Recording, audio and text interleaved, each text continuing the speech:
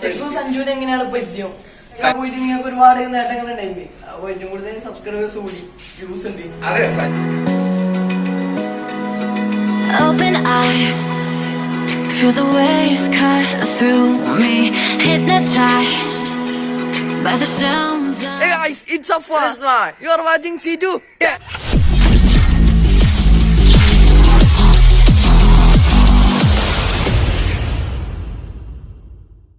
Guys, അപ്പൊ നിങ്ങൾ തമിഴിലും ടൈറ്റിൽ നിന്ന് ശ്രദ്ധിച്ച പോലെ തന്നെ നമ്മൾ ഇന്ന് അടുത്തേക്കാ പോകുന്നേ.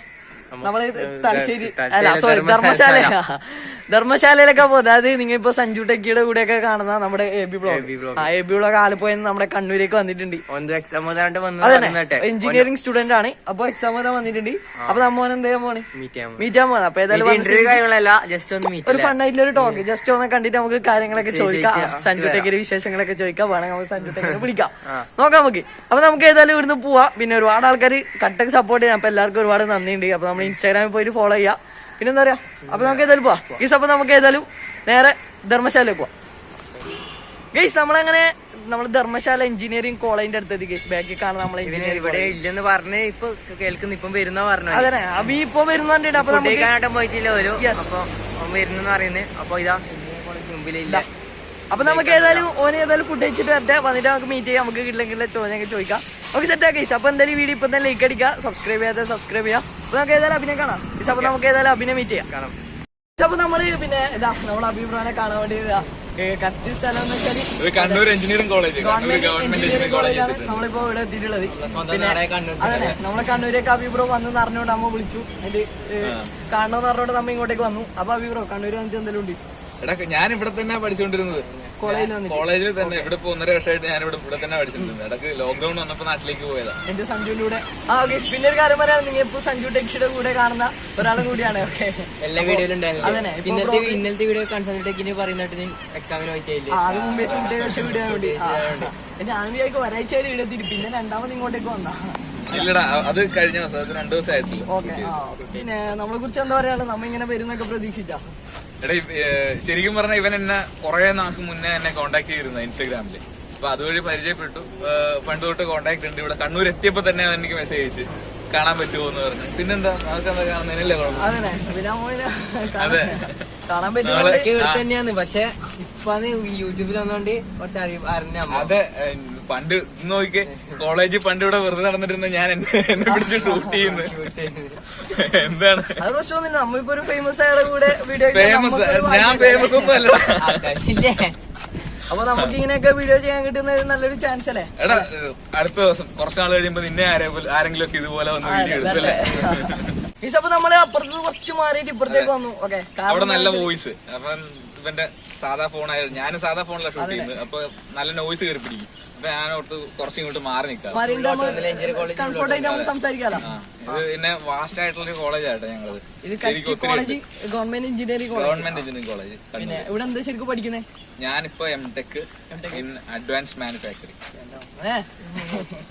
അപ്പൊ പിന്നെ വ്ളോഗിങ് ഇതായിട്ട് എങ്ങനെ പോകുന്നു? എടാ, വ്ളോഗിങ് ശരിക്കും ഞാൻ ഈ ലോക്ക്ഡൌൺ തുടങ്ങിയപ്പോ തുടങ്ങിയതാ.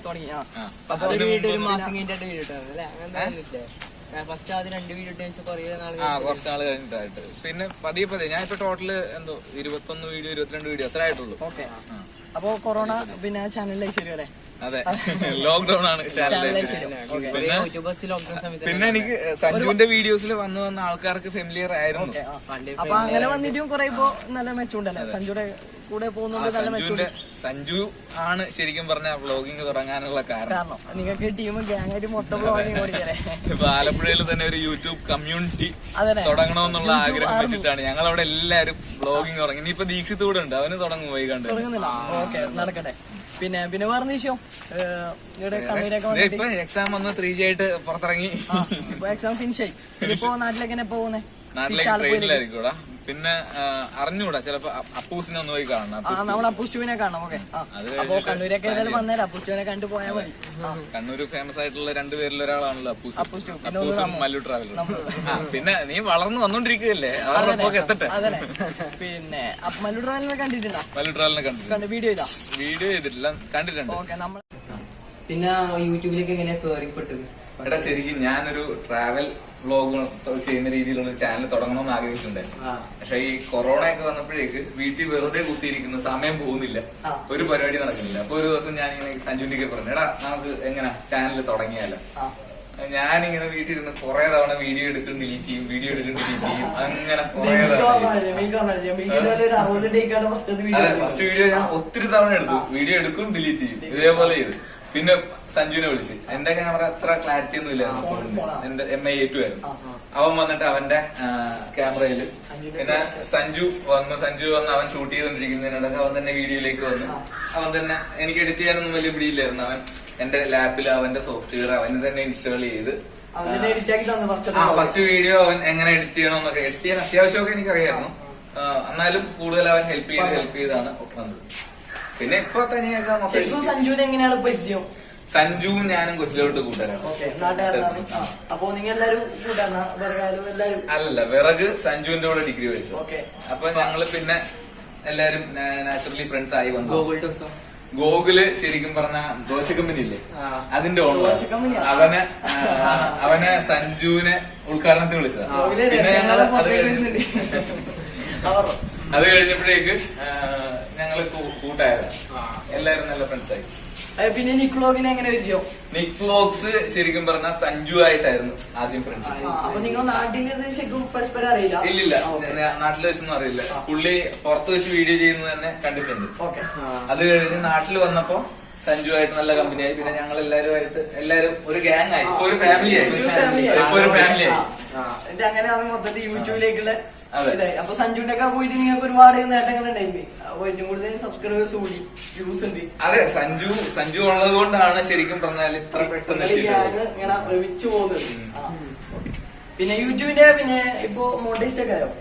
മോണിറ്റൈസേഷൻ ഒക്കെ പണ്ടേ ആയിരുന്നു. മോണിറ്റൈസേഷൻ ഒരു വീഡിയോ പെട്ടെന്ന് ഒരു 1 lakh അടിച്ചായിരുന്നു. അത് സഞ്ജുവിനെ വിറകിനെ പ്രാങ്ക് ചെയ്യുന്നു. ആ ഒരു വീഡിയോ കൊണ്ട് തന്നെ മോണിറ്റൈസേഷൻ.